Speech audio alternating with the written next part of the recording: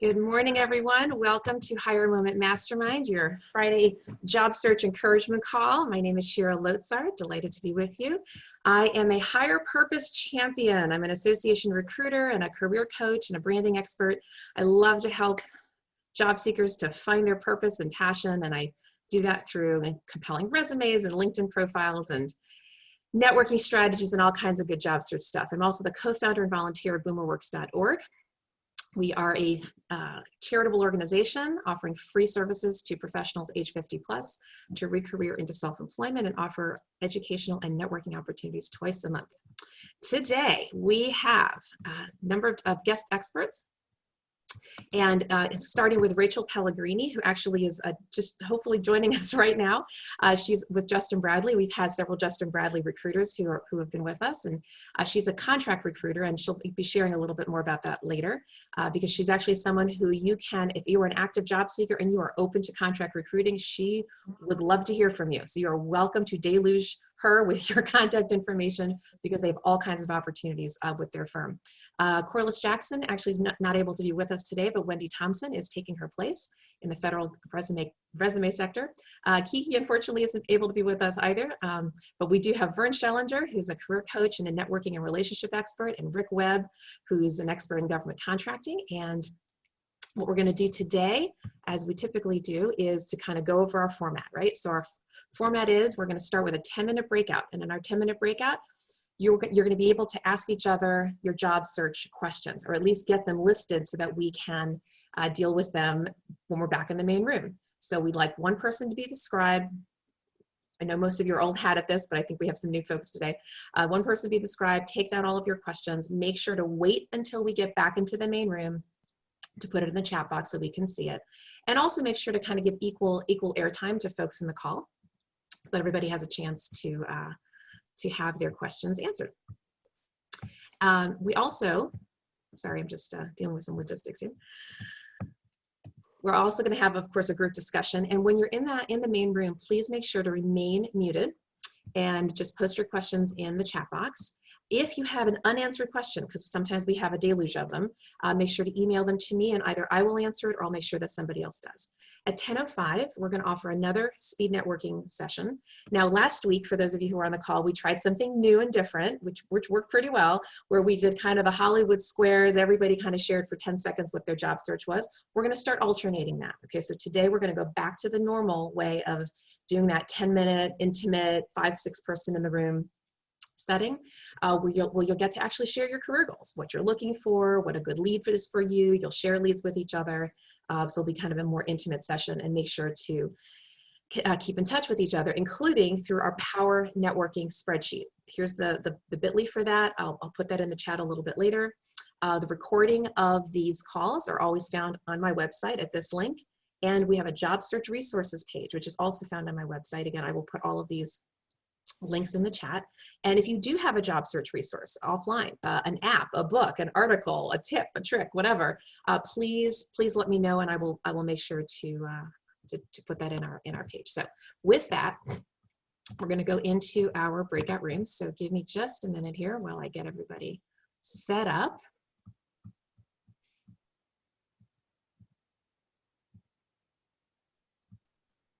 Okay, and go ahead and hit the blue join button. And we'll see you back here in 10 minutes.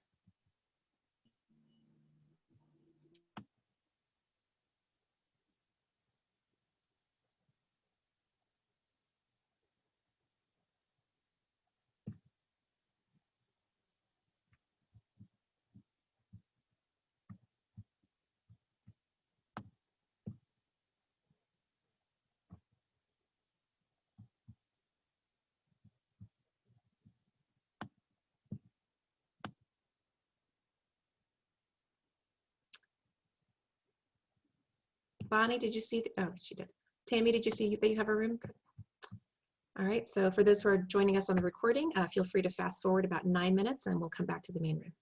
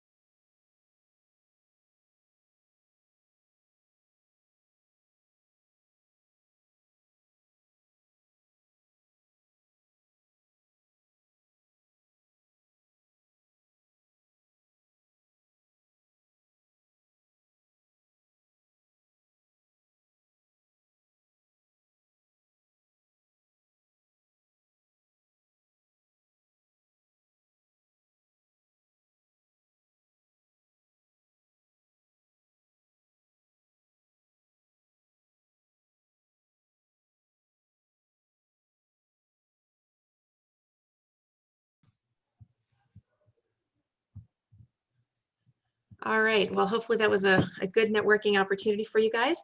All right. So a few things to get started. First of all, I do want to let everybody know we have an exciting piece of news. One of our HMM participants got a job. Yay. And she has agreed to share just a little bit of her journey with us, just for inspiration. So Deborah Duffy-Babick, would you like to open your open mic and just share just a minute or two about kind of some tips you learned and things that might be encouraging for folks? Sure. I just, with my group I was just in, we were, I commented that I've been with the group. I've been here 3 different times. And at the time I learned of Hire, gosh, I always get this wrong, HMM, Mastermind, that I was partway through the process. But I shared with Shira that for me, I found a lot of benefit with this group in particular, but with the networking in general, with this group, with another group that's not oriented towards job search, but being with other professionals who are in the search and in the hunt, gave me, first off, a little more perspective and a calming effect, if you will, that, this can be done. It's just another aspect of a career, and relax, get out there and just start talking to people. I felt a little more confidence hearing the group and talking with the group about utilizing LinkedIn, which I had not for 6 years in this capacity, and found it didn't bite. It was useful, and it was this LinkedIn as an example, but technology in general. The networking, again, was just so important for me. The other part that resonated for me with this group specifically was that there were a number of people in a number of different industries that were going through this and managing day to day, still continuing, with their, in my situation, I was still employed at the time I first came to this group, but it was ending. And that was frightening. That was upsetting. Let me put it that was upsetting. And I just got my balance. I got some peace of mind. And all of these are very soft, skilly type of things, but it was relevant for me. And I think it, for me, it provided a foundation from which to work on this job of finding a position. In my case, the position I found, I started a week ago, 2 weeks, I end 2 weeks today. It's been going fine. I enjoy the work. I found it doing a lot of, I was on Glassdoor, I was on LinkedIn, I was on Indeed. And I believe I learned in this group, or I was reminded to look at companies. We were just speaking in our group with Gail about how to utilize Glassdoor, but also LinkedIn, and looking at history of people who have been there. And it turns out my neighbor knows the president of the company that I've now joined with, and a couple of other folks. And, good heavens, I didn't know that. And I found it because I did a little more legwork. So in the end, I have a job. I didn't die from this process. And it's not something I looked forward to doing every year, but certainly for me, again, being in a network just was reassuring and gave me a little dash of reality that, this will work out. You just plug along. We are here for hope and encouragement. And some advice along the way. Thank you, Deborah, for sharing that. So, you're welcome. Congratulations. Congratulations. And Thank you. Speaking of the power of the network, I did want to share one more story, and I'm gonna keep the person's name confidential because I didn't let her know I was going to share this, but she's welcome to raise her hand if she wants to. But there is somebody in this group who's been with us for a while, who I happened to find out was looking for an administrative position, and this was actually last week. And anyway, so about a couple days after I found this out, I was on an HR, I run an HR listserv. So it's a listserv for HR professionals here in the DC area. And one of them, one of the HR people sent a note to the whole group saying, hey, and this is the hidden job market. This is the heading of my little Mhm. speech here, okay, the hidden job market. And this woman says, hey all, meaning, hey all HR people, does anybody know of an administrative assistant we're looking for, you know, right, for our job? Sure enough, this person in this group came to mind. And so I said, okay, I'm just going to get to work here. And so I hooked them up. I found that I talked to the job seeker. I said, hey, can I send me your resume? I sent it to this HR person with a personal note. And I said, look, not only does this person she has an administrative background, she's got a great attitude. I said, but look, I believe she has transferable skills. She does not come from your sector. She comes from a different sector, but I believe she would be transferable. And oh, by the way, wouldn't it be great to hire somebody who was laid off because of COVID? The HR lady wrote me back. She says, absolutely agreed. I'm going to go interview her. Okay. So that interview hopefully will be set up very soon, but, and this is not about me. I just is letting you guys know the power of the hidden network. This is all about networking. You need to be top of mind for people so that when opportunities like that surface, people will refer you and people will remind you and will champion your candidacy. Okay. So keep getting out there, to Deborah's point. All right, so with that, first of all, I want to make sure that you all have the resources pages that I mentioned in the other slides. So I just put that in the chat box. And the other thing I want to do before we open up to questions, and please make sure scribes in your group put the questions in the chat, is I do want to open this up to Rachel. So Rachel Pellegrini, as I mentioned earlier, so she's with Justin Bradley. She's a new expert to our group today, and she specifically deals with contract recruiting, because we haven't actually had a contract recruiter on this call before, which is a whole different way of job searching, and it gives you all kinds of opportunities. And Rachel, if you wouldn't mind sharing with us, first of all, what does the contract world look like for those who don't understand it? What does it mean? Also, what at Justin Bradley, what kinds of contract positions you guys recruit for? Because I know you guys are super busy right now and you're open to hearing from anybody on this call that wants to, you know, connect. And then if you have a tip or two. So we're just going to spend a few minutes on the contract world. Okay. So it was, thank you, welcome. I appreciate the opportunity to be here this morning. So I lead our project practice, and that is all of our long-term consulting work across the country. So what does that mean? So our clients are typically Fortune 500 companies, and they partner with Justin Bradley to utilize resources. So our clients will come to us and say, you know what, we have this project that we're working on. It's a multi-year project. We need somebody who has, you know, who's an art director, who's able to focus on this project, and we need them yesterday. So get to it. And it's up to us to find somebody to fill that need. And that person will be a Justin Bradley employee on assignment on site at our client site, or right now remote due to COVID. So our clients range anywhere from financial services to media to hospitality. And the benefit of contract work is you're on the client site, you get to test out the client gets to test out you. So you get to see if you're a good fit for each other. And that's really important because it's a quicker way to get yourself aligned with a company that might be on your target list. That going through the whole HR system, sending your resume through this black automated hole that you never get a response through. A lot of the contract work, we proactively reach out, we post jobs, and we find resources and individuals like yourself that just want to get your foot in the door and are actively looking, are open to starting really quickly. Typically, you do have to go through the whole interview process, just like you would for a full-time opportunity.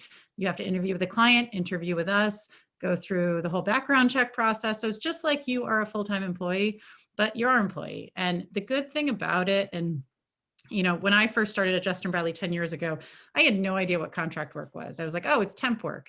It's not. It's very much you are brought on for a specific project. Your expertise could be customer service. It could be HR. It could be legal. It could be, you know, you're a project manager in an agile environment. You could be an editor. I mean, we were working on right now anything from call centers to copy editors to financial modelers.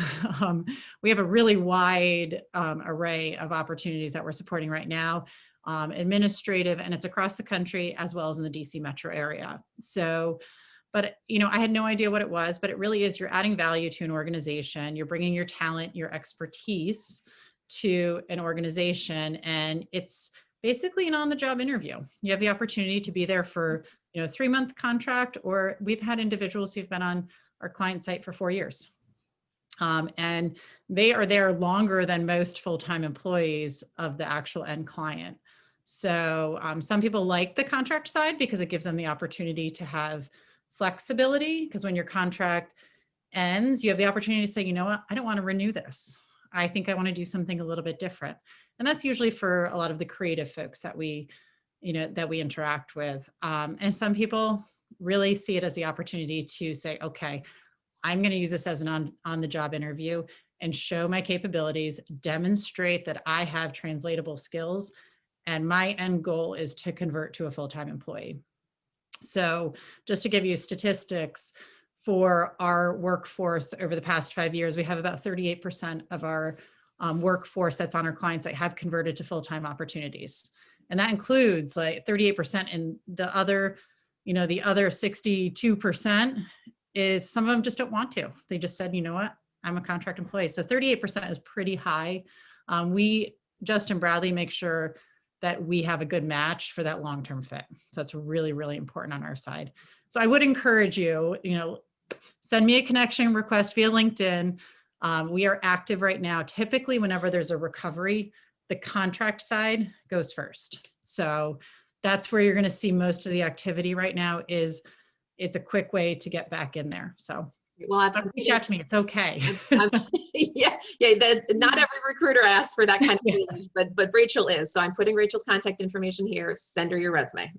Let her know what you're looking for, and she's open. And again, connect with her on LinkedIn. Okay.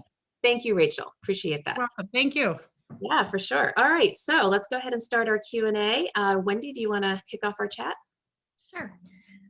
So this first one is kind of a high level, thoughtful question. So as a job seeker, how do you assess that you're doing everything that you need to do and doing it well? Or when do you know, how will you know to tweak your approach or change something up? Well, yeah, that's a pretty broad question. We could spend hours on that. So look, I'll kick off, and then experts feel free to chime in here. I think we all have a different lens on what the answer to that question might be. For me, my lens is always about branding. It's always about knowing who you serve, how you serve, why you serve, knowing your value proposition, getting as clear and as focused on that as possible. I know a lot of job seekers don't want to, quote, limit their options. Well, the fact of the matter is, employers, like any other person, people tend to want to hire specialists, not generalists. I have always said this, right? You've heard me say this on this call. If you have a leaky faucet, you go to the plumber, you don't go to the general handyman, okay? So if you widen yourself too much and you say, oh, I'm open to just about anything, well, people don't really necessarily feel like you're the expert in anything. So you want to make sure that you have a real strong target.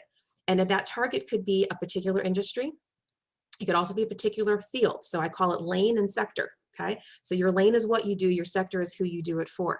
So if you're just a lane person, you're an HR person, you're in marketing, you're in editing, you're in accounting, what have you, and that's your superpower, that is your lane, this is what you do. You don't have a sector, that's fine. But make sure that you are really, really clearly focused in your LinkedIn, in your resume, that your resume and your LinkedIn are aspirational. They focus on where you're going, not just where you've been. The problem with a lot of job seekers' applications and so forth is they're so past-based focused, which is, of course, how we're taught to do resumes. It doesn't necessarily showcase where you're going. So what will happen with a lot of folks in their resumes is they'll say, oh, okay, laundry list of experience, laundry list of accomplishments. But if it doesn't hang together, if it doesn't tell a story, the employer doesn't know what to consider you for. Right? So you need to have a good heading at the top that really speaks to the kind of role you're seeking. Make sure that your accomplishment stories are labeled with different skills, bolded skills down the side, that together collectively tell a narrative. Just a very quick example. I know a lot of people here are career shifting. I had it once a couple of years ago. because, you know, I do career coaching and I do resume writing. And I had this woman come to me and she said, Shira, she was in the government relations space, lobbying, that kind of thing. And she says, that is just not my passion anymore. I don't want to do it. Well, it turns out we figured out in her coaching situation, in her coaching session, that she really is an operations person, like ops, like total ops. Okay. How do you get somebody from the lobbying space into operations? Well, what we did was we looked through her resume and we found accomplishment stories that were all operations related. So it might have had a GR flavor, but actually it had an operations skill set. And so we crafted those stories, labeled all of those accomplishment stories with operations related competencies, project management, process improvement, those kinds of things. Recreated her headline as an operations professional, and she got a job in operations, okay? Because we rebranded her LinkedIn profile. So to me, branding is one of the key things. Get focused, get clear, whether you work with somebody like me or on your own or with a colleague, whatever, but get somebody who's objective in your life to help you figure that out, and so that you can recraft your brand. So that's my big tip. Experts, Vern, I know you're still with us. Do you have a quick tip for this person? Vern, are you on mute? Vern might be gone. Vern, you still there? Did we lose Vern? Hope we didn't lose Vern. I think he had to leave at 9:45. Oh, he did. Okay. All right, Rick, do you want to share something? I'll give a high level of approach. It's just that approach your job search like a job, because it is a job. And if you roll out of bed and stay in your pajamas all day, you know, it takes away from your effectiveness. So you want to know what the results are. You want to know if they're working or not. And that takes the ability to see that, to go to people who can help you determine that. You have to be mindful. And because I went through a 14-month job search in the last recession, so I know firsthand. And isolation is your enemy, okay? Because there's a lot of emotions that go on with it. But you want to come to an office or a place in your house that you conduct work or business, and you do that, and you have a desk that's organized, and it is truly a job. You have to go through this, and you have to, you know, I heard someone say, well, I don't want to fine tune my resume to each job. Well, if you really are focused on getting hired, you're going to have to do some of that. You know, you can't be lazy about it. You have to actually do it. Because I was lazy for like 6 months, which is why I was unemployed for 14 months. And, you know, until you focus on that and those different pieces, and there's experts like Shira that can help you fine tune, or at least clarify in your mind the direction you want to go, where you want to go. And that's the most important thing to do, I think, is to treat the job search like a job. Amen to that. Thank you, Rick. Okay, hopefully that was helpful for folks. All right, Wendy, you want to kick us off with the next question? So, what are the tactful ways to reconnect with our networks of friends and colleagues after not being in touch for some time, but now needing them in your job search? I love that question. And I was just talking to somebody about this yesterday. And first I want to preface the question with a comment. A lot of folks erroneously believe that just because you've been out of touch with somebody for an extended period means that the relationship is gone. That could not be farther from the truth. I don't know how many of you have had my experience. I've had people I haven't talked with in 10 years, 15 years, 20 years, 25 years. And there was a reconnection. As long as the last time you talked with that person, you all left on a good note, there was warm fuzzies in your relationship, that is very, very easily resurrectable, okay? And so I just wanted to let you know, because people will typically just remember, oh, hi, Gail, it's been forever, how's it go, right? And you pick up as if nothing's happened. So that's just, so please don't let the time span, you know, ward you off. But as far as the actual question, really, you have to come at it from a place of authenticity. If you really want to know how the person's doing, find them. And on LinkedIn, on Facebook, hey, Gail, hey, Noreen, wow, I found you again. Wonder how things are going. Would you be open to a catch-up call, a catch-up Zoom call? That's it, as simple as that. You never know what's going to happen from that. But you have to come from a place of authenticity. Again, it's not just about you, it's about them too. You don't know what's going on in their life. Maybe you can be a resource for them too, right? Approach it from a mutually beneficial kind of a situation. See where the conversation goes. Ask them about themselves. Be a go-giver. Hey, Gail, it's been a while. What's going on? Tell me about the family. What, last time we worked together, last time we this or that, what's going, let them talk about themselves. And then of course, they're going to ask you about you. You just want to be warm and relational. And of course you can mention and should mention that you're seeking new opportunities, but you come at it from, again, a place of authenticity. So that's my best tip for that. Okay. So, all right, Wendy, next question. Okay, so this is kind of specific. So a candidate has completed both the first and second round interviews. At the end of the second interview was told by the recruiter, please contact us before you accept another offer. So wondering about the next steps, and it's only been a day or two from the interview, but also the candidate doesn't yet know the salary and wants to know how to approach them to elicit that information. Great questions. I'm gonna handle that first, and then Rick, I'll toss it to you. If you'd like to as well, feel free.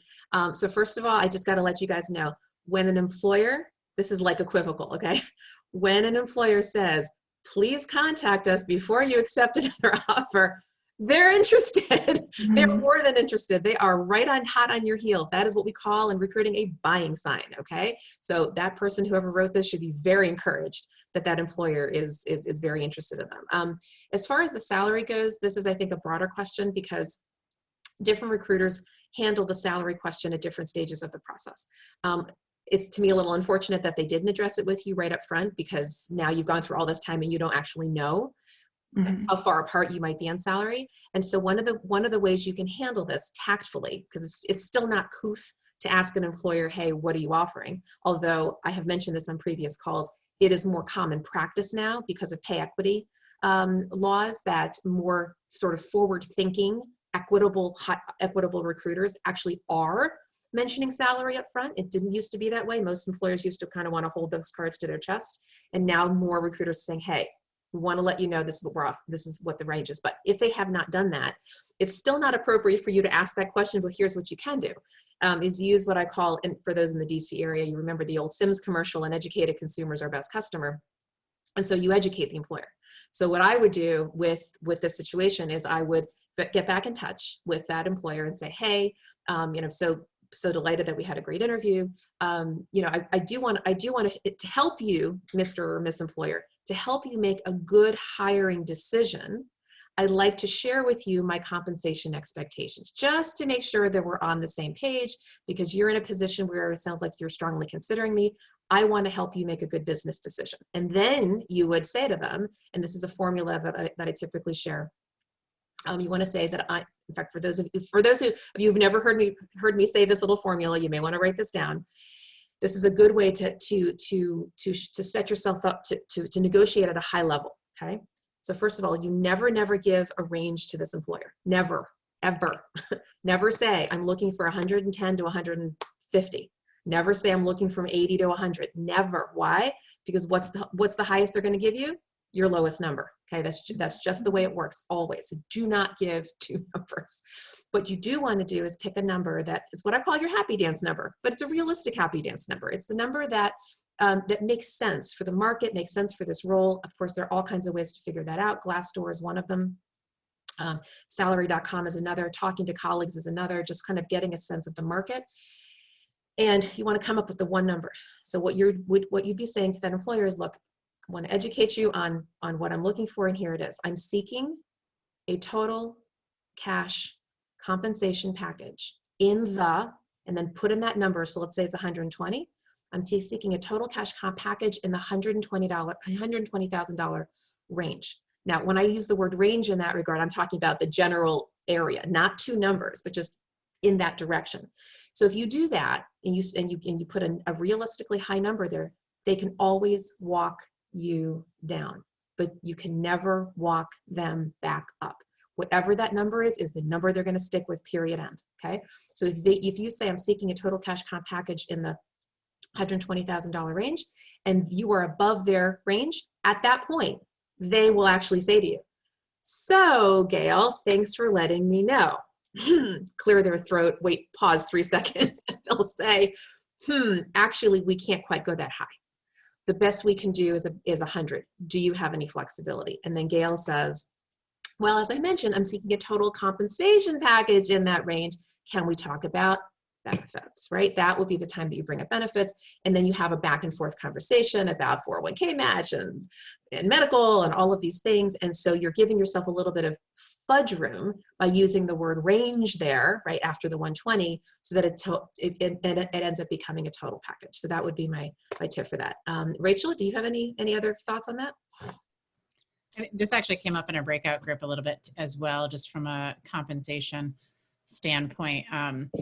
You should, I think I'd be concerned if I got to that point if I didn't actually have a number to make sure that it was all aligned. But at the end of the day, you have to know what you're comfortable with and go in with what you're comfortable with. You know your own value, financially where you need to be, and then combining that with research, whether it be Glassdoor, whether it be, if you know anybody who's worked for the organization, salary.com, but pull all those pieces together.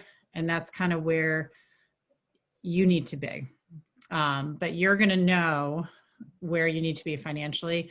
I have had experiences where individuals have taken too far of a step back or said, okay, I'm willing to do this just for the short term, but there's never guarantee that it's going to be short term. So you always want to think long-term, what's important to you and where do you feel most valued? Yeah, you don't really want to take that approach of, let me just get my foot in the door. I have heard that 5,000 times. Get my foot in the door, I'll prove my value, then they'll pay me more. Nope. They got a budget. They got a budget for this range, for this salary band, and that is what it is. And typically it's a COLA increase of 2 to 4% if you're lucky. Yeah, sure. Could you get promoted? Maybe, but who knows when that's going to happen, and that's not going to be in 6 months. So absolutely agree with Rachel. Think of it in the long term. And I did notice a quick pop-up here in the chat box about the total cash comp package. So yes, that includes anything that's cash oriented. So yes, the 401k and the bonus incentive comp, actually even medical benefits, right? Because there's a premium to that. Some people pay 100%, some people pay 80%, some people pay 60%, and all of those dollars add up. So anything that's either going to be cash in your pocket or take cash from your pocket is all part of the total cash comp. In HR, the fancy term for total cash comp is called total rewards, in case you're curious, but total cash comp involves anything along those lines. Okay. All right, Wendy, next question. So what is a reasonable timeline to propose for relocation? And how would you negotiate a relocation package? Great question. Rick, do you want to handle this one? Rick, you're on mute. Yeah. So as far as relocation packages, the first thing you need to find out if the company is willing to do that. We, for instance, our company does not do relocation packages as a general practice. But I think, we have had a few people that we have done relocation packages for with very specific skills. And, I think it's reasonable to have a month or so to do that, because there's a lot involved in that for the individual in, packing up, closing things. So we've gone between a month and 6 weeks probably, and it's kind of dependent on the client and if they need, so we may work out a temporary compensation for travel back and forth. If the person has a circumstance where they need to sell a house or something like that, we're flexible, but we generally don't do it as a company. Yeah. But we're a small company. We only have 100 people in our company, so we're not really a big company. Yeah. So it may be different for larger companies. Yeah, and every company is different, and some not necessarily dependent on size. It just depends on, well, how much they're willing to relocate. I mean, how much do they need somebody like you? Are they willing to bring you in? And yeah, so that month to 6 weeks certainly works. I've seen people do what they call a mini move. So they'll actually come to the area, sort of, the employer will put them up in a hotel or a suite or something, and they're kind of there and they're looking around and looking for home, for housing and so forth. And maybe if that person has a partner back home who can handle the relo, there's flexible ways to do this. So you really just have to negotiate with the employer around that. Okay, Wendy, next question. So this one actually didn't get typed in, but in our group, someone brought up, how do you match your resume to the role, to the job description, and as well get through the ATS system? They feel that they've been targeting and tailoring their resume to the role, but then are not making it through the ATS screening. Yeah, the ATS is actually it's a pretty much of a beast, and we've talked about this before. And there's all kinds of ways to do this. Actually, I recently found a resource online that I want to share with you. There is, I got a guy. There is a somebody. Hold on, let me just pull this up real quickly here. I can't find him really quickly. So this is a guy who he has a company that's all he does is help people with getting around the ATS, and I think he calls it cheat ATS, like CHEATATS. And I'm trying to find him on LinkedIn, but like literally that's all he does. And there's all kinds of ways to do that in terms of getting around the bots and all of this. Rachel, do you want to just the quick tips? Because I know there's just so many ways to get around this. I would say the quickest thing to do is make sure that your resume reflects the verbiage in the job description. So there's always going to be requirements and nice to haves. The requirements, make sure your resume directly reflects the language and make sure it's truthful. I should preface it with this, but make sure it reflects it, the same word usage. So make sure you're using the same words, make sure the titles match, make sure if there's any requirements, certification requirements, it's easily searchable on your resume. Because even for us, a lot of applicants, we post on, say, LinkedIn, and the applicants that initially, as we're doing a quick scan through, that we initially reach out to are the ones that have, that match all the qualifications. So it does a quick search on the resume, it matches our requirements that we're looking for. So those are the first candidates that we typically will look at their resume. And so that's how you beat the system a little bit. The other thing I would say, if you're applying directly to a company, try to find somebody who's in HR that you can reach out to on LinkedIn. Say, I saw this opportunity with your company. I think I'd be a great fit. I applied through, wherever you applied through, either directly through their website. But I think that's also a good way to differentiate yourself, is to reach out to try to kind of navigate around the ATS a little bit. Yeah, thank you, Rachel. We've actually, so many times on this call, we talk about the internal champion, right? That's what, Rachel, what you're talking about here. And that is whether you can get noticed by the HR person, noticed by the hiring manager in particular. In fact, I always say, go as high up as you can and get pushed down to HR. I mean, I love HR, but that's just kind of the way it works, right? The hiring manager ultimately makes the decision. So if you are second level connected to that hiring manager, if you can figure out who that is, go tap your first level mutual connection on LinkedIn. And if you have multiple mutual connections, tap them all. It's okay. You can overkill it. If that hiring manager gets deluged with 3 or 4 recommendations, you gotta consider Dan. You gotta consider Dan. Then they're going to consider them, and they're going to say to the HR person, "Hey, would you please pull that resume out of the ATS for extra consideration?" And that's how you go after your contacts. You say, "I've recently applied. Hey, John, I recently applied to this company. I understand that you're connected to the hiring manager for this role. Would you consider, here's my resume and cover letter again. Would you consider forwarding it to that hiring manager again for extra consideration?" Okay. All right. So I'm looking at the time. Let's just take one more question, Wendy. So when you're given a job offer, is it better to negotiate immediately, right then and there? Or do you have a better shot by telling them that you're going to think about the offer and reconnecting in a couple of days? Yes, that's a great question. We actually haven't had that question yet. So yes, to the last part. Yeah, you do want to be able to think about it for just a minute. First of all, you want to express your enthusiasm, your excitement. Absolutely, you want to show them that you are absolutely interested in this role. But make sure that when you get that offer, you're also getting the full benefits package. Make sure you have all the information that you need, and say, look, I'd like to go put pen to paper. I'm going to take this offer along with your benefits, and I'd like to do some number crunching. Okay, and I would be happy to get back to you in 48 hours. It's a great strategy, because here's the thing: 99% of the time, when an employer offers you that salary, they are expecting you to negotiate one time. One time, not twice, not three times, not nothing, one time.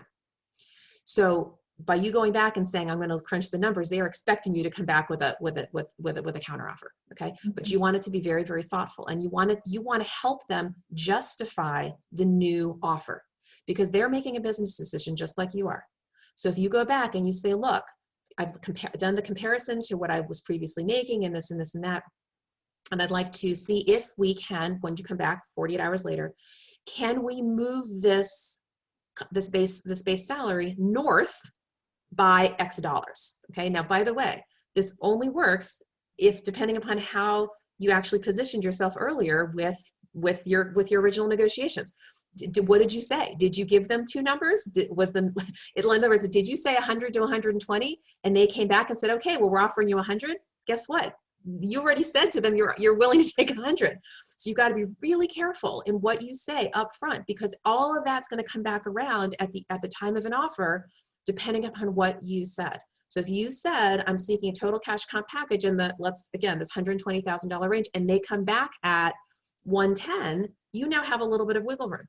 Okay, you have more wiggle room than had you just said 100 to 120. So it really all depends. And then again, be thoughtful, come back and say, look, based on this, this, and this, can we move the needle a little bit north?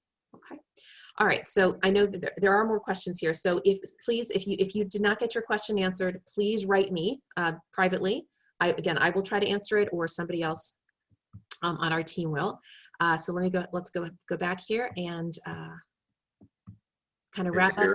Yes.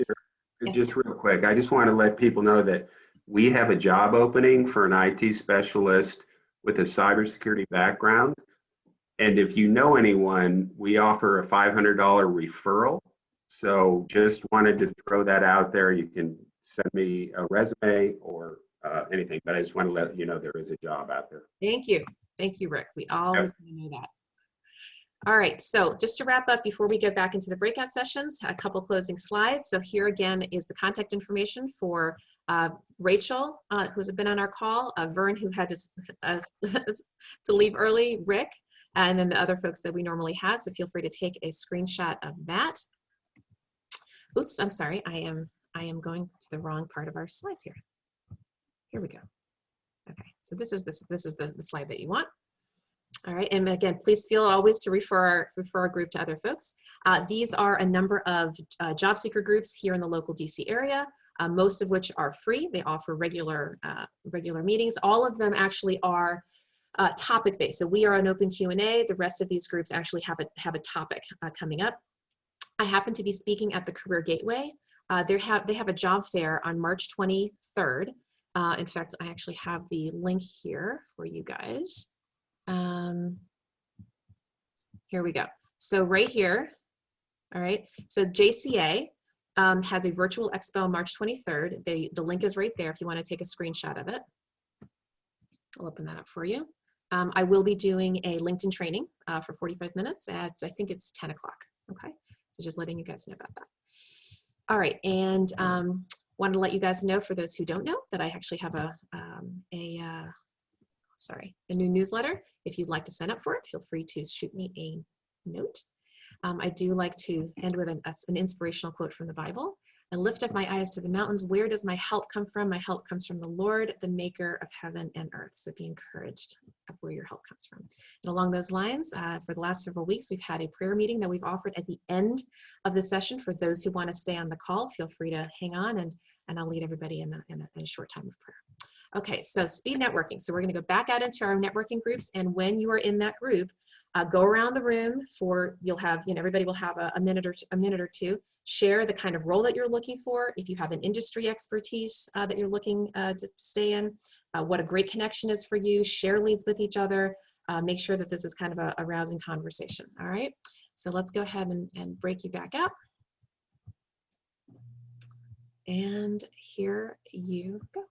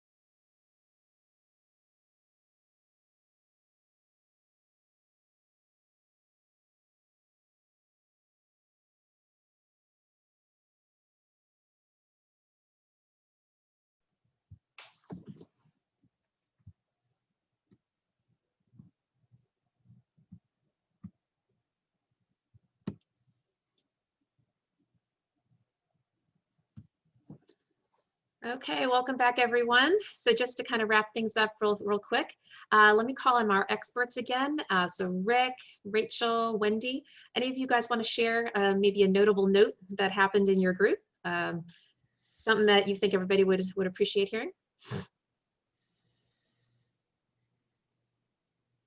Rick, anything from your group? Yeah, we had actually we had a couple lawyers in our group, and quite a variety of people. And I think you know, everyone's going through their own, you know, kind of search. And we had some ideas about, you know, maybe some of the people writing articles in their space in LinkedIn to kind of reconnect.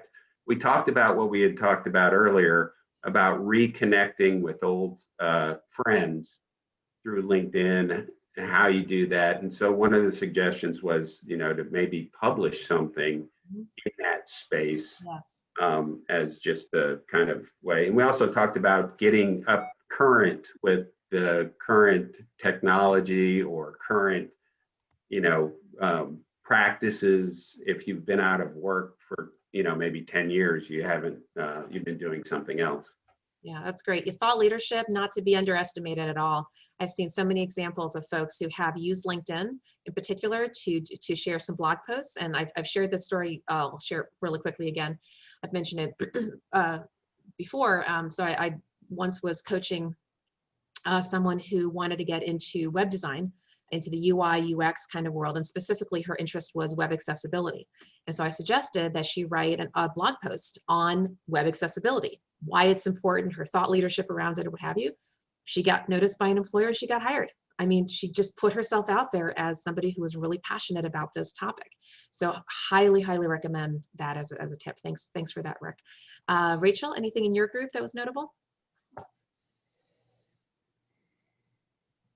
Rachel, are you still with us? Oh, maybe she had to drop off. Okay. Wendy? Wendy, you're on mute. Sorry. One of the biggest things that we talked about was just really how important that idea of connection is, staying connected to each other. Really a lot of good feedback for coming together in this group every Friday, and just really reaching out and kind of taking a chance to reach out to other people, and it'll really pay off. You know, something that, thank you for that, Wendy, you know, something that I never really emphasized here, you know how we have this, our little power networking spreadsheet. I would actually encourage you guys, have some offline Zoom coffees with folks. There's no reason why you shouldn't do that, right? Especially for those of you who've been seeing each other on a regular basis. You don't have to keep it to Friday mornings, right? Just reach out. Hey, Dan, hey, Beth, hey, Monty, right? Can we just do a 30-minute Zoom call? And you never know what can come out of those offline relationships where you really get to spend quality time talking to each other about your hopes, your dreams, your search needs, sharing leads with each other. There could be so much rich opportunity if you would just take that extra moment. Gosh, there's usually 30 to 50 people on this call. Imagine all of the possibilities that could happen if you took some time to really, you know, kind of cultivate those relationships. So that we'll end on that tip. So this concludes the official part of our HMM program this morning. Again, this recording will be on the link that I shared. I'll have this up in about a day or so. For those who would like to stay on for the prayer call, you are certainly welcome. Otherwise, we'll look forward to seeing everyone else next Friday. Have a blessed day, everyone. Thanks, Shira.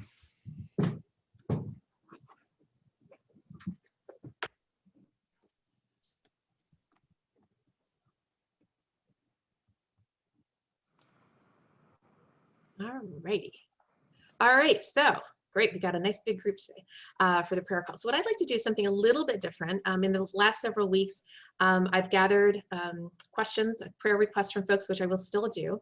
What I'd like to do a little bit different, and this is going to be more hearkened to probably other prayer meetings you've ever been in, I'd like to actually open it up for other people to pray, not just me, okay? I've taken the lead just to kind of get us all kind of warmed up, and I'm not suggesting that everybody has to, by no means, but I do want to give the opportunity, okay? So what I'll do is we'll gather all the questions. If you think you are going to be one of those people who might want to pray, go ahead and jot those prayer requests down as well, so that if we haven't covered it, you're certainly welcome to.